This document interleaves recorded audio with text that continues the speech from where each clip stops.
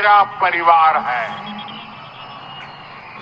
साथियों, आप भली भांति जानते हैं, मैं साधारण गरीब परिवार से आया हूं, इसलिए जानता हूं कि ईज ऑफ लिविंग क्या होती है, डिग्निटी ऑफ लाइफ क्या होती है।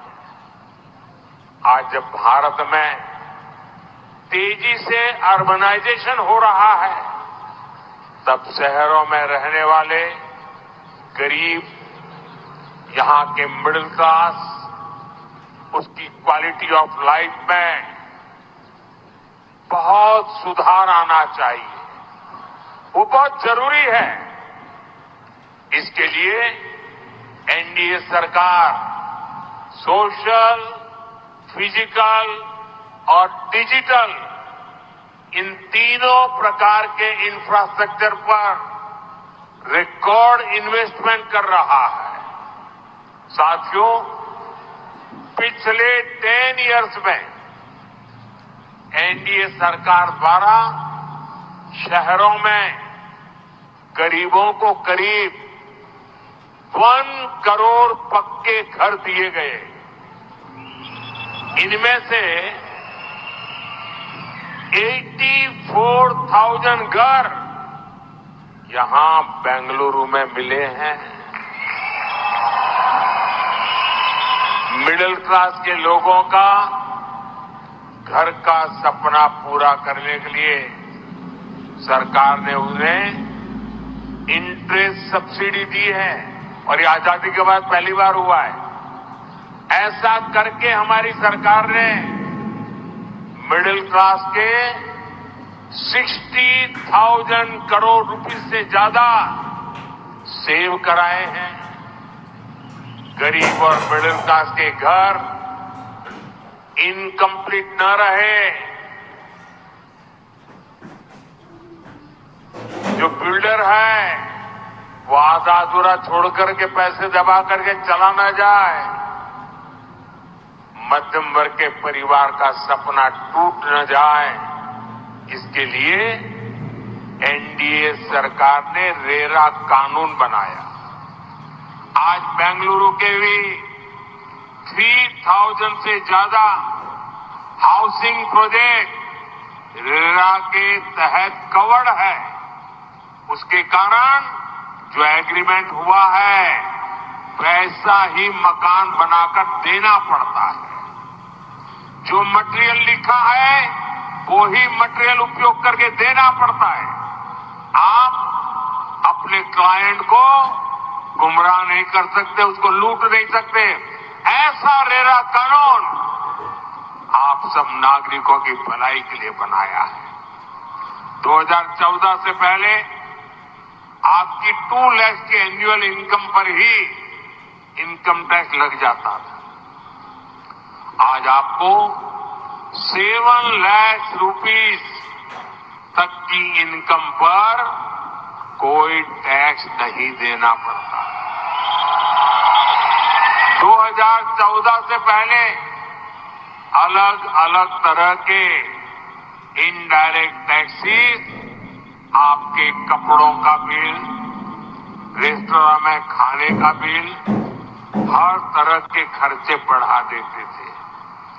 जीएसटी लागू होने के बाद ये इनडायरेक्ट टैक्सेस भी कम हुए हैं। इससे भी आपके थाउजेंड्स ऑफ करोड़ रुपीस खर्च होने से बचे हैं।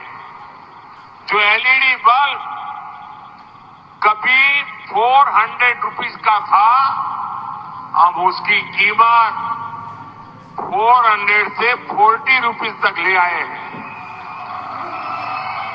अब घर घर में एलईडी बल्ब होने से रोशनी ज्यादा मिलती है।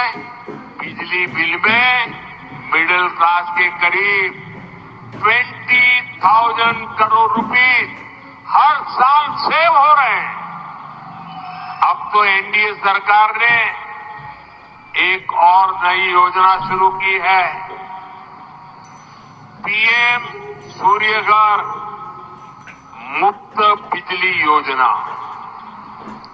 इससे इलेक्ट्रिसिटी का आपका बिल 0 होगा। इतना ही नहीं, इलेक्ट्रिसिटी से कमाई भी होगी। इतना ही नहीं, अब जमाना ईवी का आ रहा है, इलेक्ट्रिक व्हीकल का आ रहा है। उसके कारण आप अपनी स्कूटी हो, स्कूटर हो, कार हो, अगर वो इलेक्ट्रिक व्हीकल है तो उसका चार्जिंग भी घर में करवा सकते हो और आपको घर में चार्जिंग करने के बाद खुद का ट्रांसपोर्टेशन भी करीब करीब फ्यूल का खर्चा 0 हो जाएगा।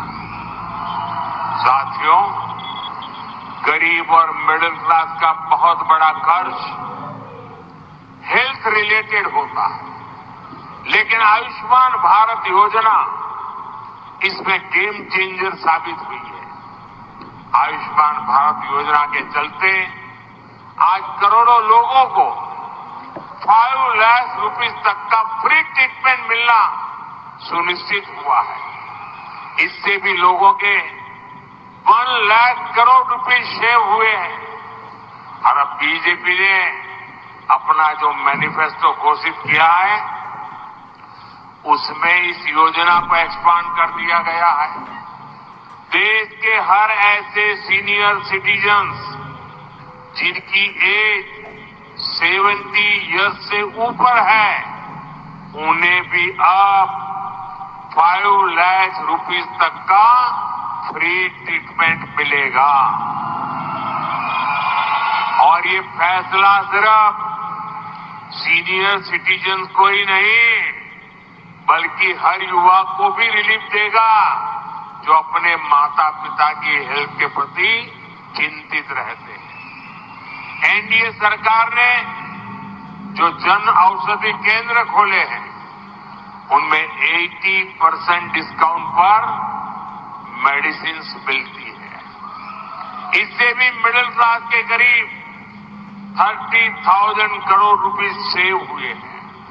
साथियों, बेंगलुरु तो डिजिटल इंडिया का इतना बड़ा हब है। भारत की डिजिटल क्रांति में आपकी इतनी बड़ी भूमिका है। आप कल्पना कर सकते हैं कि अगर भारत में मोबाइल डेटा का रेट 2014 वाला ही रहता तो क्या होता। उस समय 1 GB डेटा 250 रुपीस के आसपास होता था। आज 1 GB डेटा 10 रुपीस के आसपास है। अगर 2014 के पहले उस समय का हाल होता तो मोबाइल का जो बिल आज 5 to 700 का आता है वही 5 to 7,000 रुपीस का आता। आप अंदाजा लगा सकते हैं कि आपकी पर मंथ कितनी ज्यादा सेविंग सिर्फ मोबाइल बिल में हो रही है। साथियों, सस्ते डेटा के साथ ही एनडीए सरकार का जोर डेटा गवर्नेंस पर भी है। हमारी सरकार डेटा सिक्योरिटी के लिए बहुत ही स्ट्रांग बिल लेकर आई है। डेटा मोनेटाइजेशन की दिशा में भी भारत तेजी से काम कर रहा है। इससे देश में एक स्ट्रांग सिस्टम बन रहा है। भारत के लिए एआई युग में जाना आसान हुआ है। साथियों, नाड़ प्रभु केम्पेगौड़ा ने बेंगलुरु को एक शानदार शहर बनाने का सपना देखा था, लेकिन कांग्रेस सरकार ने कुछ ही समय में यहां की सिचुएशन बिगाड़ दी। कांग्रेस ने टेक सिटी को टैंकर सिटी में बदलकर उसे वाटर माफिया के हवाले कर दिया। एग्रीकल्चर हो या फिर शहरी इंफ्रास्ट्रक्चर, हर जगह बजट को कट किया जा रहा है। कांग्रेस सरकार का ध्यान सिर्फ करप्शन पर है, बेंगलुरु के लोगों की समस्याओं पर नहीं है। कर्नाटका में सिर्फ सेंट्रल गवर्नमेंट के प्रोजेक्ट तेजी से चल पा रहे हैं। 2014 में नम्मा मेट्रो का नेटवर्क सिर्फ 17 किलोमीटर था, आज 70 किलोमीटर से ज्यादा हो चुका है। बहुत जल्द येलो लाइन भी पूरी हो जाएगी। दशकों से लटके बेंगलुरु सबर्बन प्रोजेक्ट पर काम शुरू हो चुका है। आप सभी को सैटेलाइट टाउन रिंग रोड का लाभ भी मिलना शुरू हो चुका है। भाइयों और बहनों, आज बेंगलुरु के इंटरनेशनल एयरपोर्ट की दुनिया भर में चर्चा होती है। वो दिन दूर नहीं जब भारत के लोग made in India passenger plane में सफर करेंगे। आज वंदे भारत जैसी आधुनिक ट्रेनें ट्रेन ट्रैवल को तेज और कंफर्टेबल बना रही है। वो दिन दूर नहीं जब कर्नाटका को भी बुलेट ट्रेन की हाई स्पीड मिलेगी। साथियों, बीजेपी सरकार ने देश में नए नए सेक्टरों के दरवाजे खोले।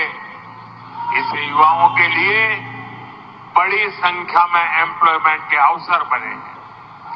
बेंगलुरु को, यहां के प्रोफेशनल्स को इसका बहुत बड़ा लाभ मिला है। हमने स्पेस सेक्टर खोला तो प्राइवेट सेक्टर ने अपना रॉकेट लॉन्च किया। 1.25 लाख से ज्यादा स्टार्टअप्स में युवाओं का सामर्थ्य दिख रहा है। मिशन ग्रीन हाइड्रोजन से इन्वेस्टमेंट की संभावनाएं कई गुना बढ़ गई है। आसान ड्रोन पॉलिसी से मैपिंग, कृषि, रक्षा, मेडिसिन के क्षेत्र में ड्रोन का उपयोग बढ़ा है। 5G के विस्तार से आर्टिफिशियल इंटेलिजेंस और इंटरनेट ऑफ थिंग्स में अवसर बनने लगे हैं। डिजिटल इंडिया अभियान ने लाखों डिजिटल एंटरप्रेन्योर्स तैयार किए। PLI स्कीम से मैन्युफैक्चरिंग सेक्टर तेज रफ्तार से आगे बढ़ रहा है। मोबाइल एक्सपोर्ट में भारत नए रिकॉर्ड बना रहा है। मेट्रो कोच, ट्रेन के डिब्बे, डिफेंस इक्विपमेंट भी एक्सपोर्ट हो रहे हैं। आपने टीवी में देखा होगा, अखबार में पढ़ा होगा, कल ही भारत के ब्रह्मोस मिसाइल का पहला कंसाइनमेंट फिलीपींस को भेजा गया है।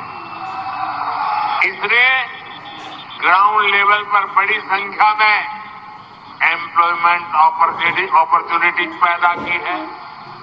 क्या कांग्रेस के समय में ये कल्पना भी की जा सकती थी क्या? आपको याद होगा, यही कांग्रेस है जिसने HAL को लेकर कितना बड़ा बवाल किया था। कांग्रेस ने देश भर में मोदी को बदनाम करने की कोशिश की थी। वही HAL आज record turnover, record profit, record order प्राप्त कर रही है। कर्नाटका में एशिया की सबसे बड़ी हेलीकॉप्टर फैक्ट्री बनी है।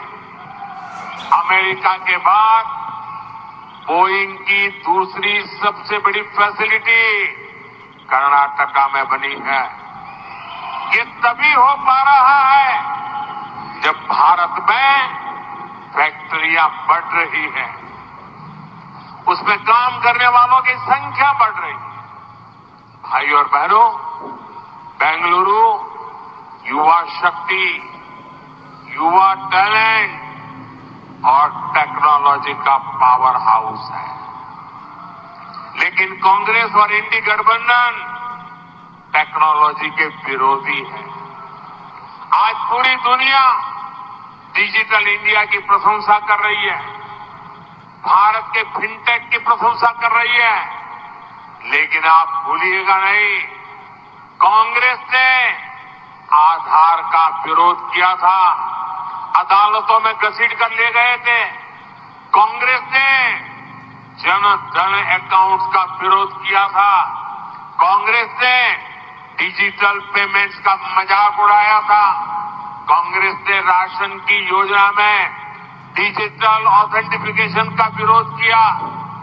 कोरोना के समय बेंगलुरु की एक आईटी इंडस्ट्री ने पूरी दुनिया को इतना सपोर्ट किया, लेकिन यही कांग्रेस है जिसने कोरोना के दौरान कोविन प्लेटफॉर्म का विरोध किया।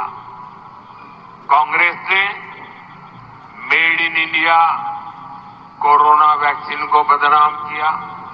साथियों, मोदी कहता है देश को ग्रीन एनर्जी हब बनाएंगे, फार्मा हब बनाएंगे, इलेक्ट्रॉनिक हब बनाएंगे, इलेक्ट्रिकल व्हीकल हब बनाएंगे, सेमी कंडक्टर हब बनाएंगे, ग्लोबल इनोवेशन हब बनाएंगे, ताकि भारत ग्लोबल इकोनॉमी का हब बने।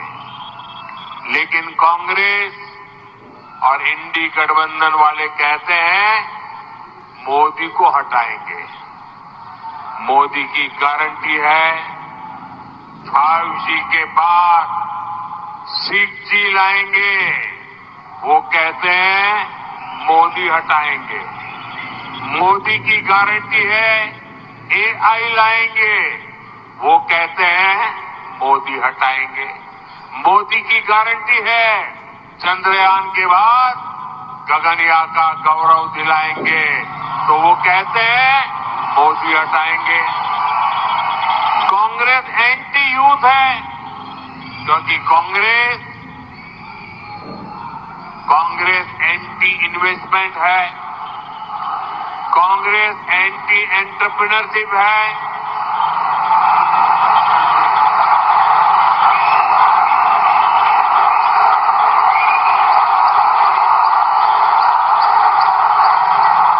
कांग्रेस एंटी प्राइवेट सेक्टर है, कांग्रेस एंटी टैक्स पेयर है, कांग्रेस एंटी वेल्थ क्रिएटर है।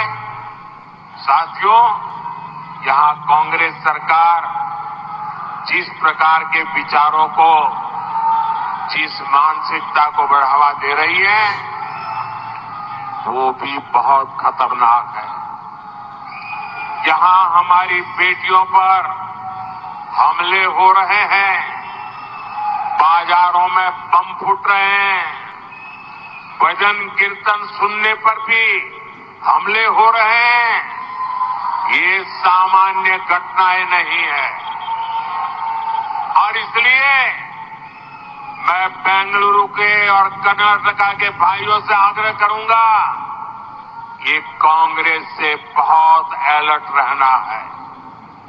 भाई और बहनों, यहां बेंगलुरु के ग्रामीण क्षेत्र से भी काफी लोग आए हैं।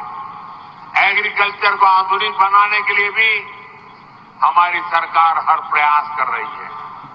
यहां तो हमारे येदियुरप्पा जी मंच पर है, जिन्होंने किसान कल्याण के लिए इतना काम किया है। लेकिन कर्नाटका की कांग्रेस सरकार किसानों की भी विरोधी है। मुझे बहुत दुख है, यहां कर्नाटका में किसानों को दी जा रही 4,000 रुपीस की मदद कांग्रेस सरकार ने बंद कर दी है। लेकिन मोदी की गारंटी है कि पीएम किसान सम्मान निधि के 6,000 रुपीस किसान साथियों को मिलते रहेंगे। केंद्र सरकार ने किसानों के अनाज को स्टोर करने के लिए दुनिया की सबसे बड़ी योजना भी शुरू की है। यहाँ की रूरल बेल्ट में बड़ी मात्रा में रागी उगाई जाती है। हम रागी जैसे हमारे श्री अन्न को दुनिया के बड़े बाजारों तक पहुंचाने में जुटे हैं। इसका सीधा लाभ कर्नाटका के हमारे छोटे किसानों को होगा। साथियों, ऐसे ही अनेक बड़े संकल्प हैं जो आपके सपने पूरे करने के लिए एनडीए सरकार ने संकल्प लिया है।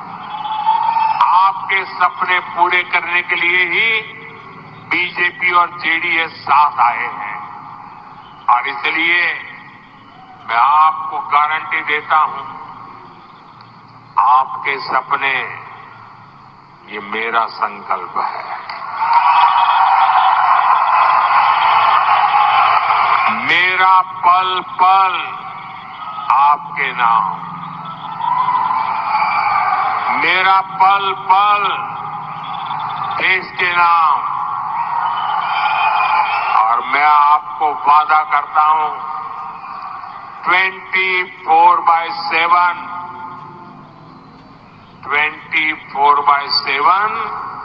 फॉर 2047। और इसलिए 26 अप्रैल को बेंगलुरु नॉर्थ से शोभा जी,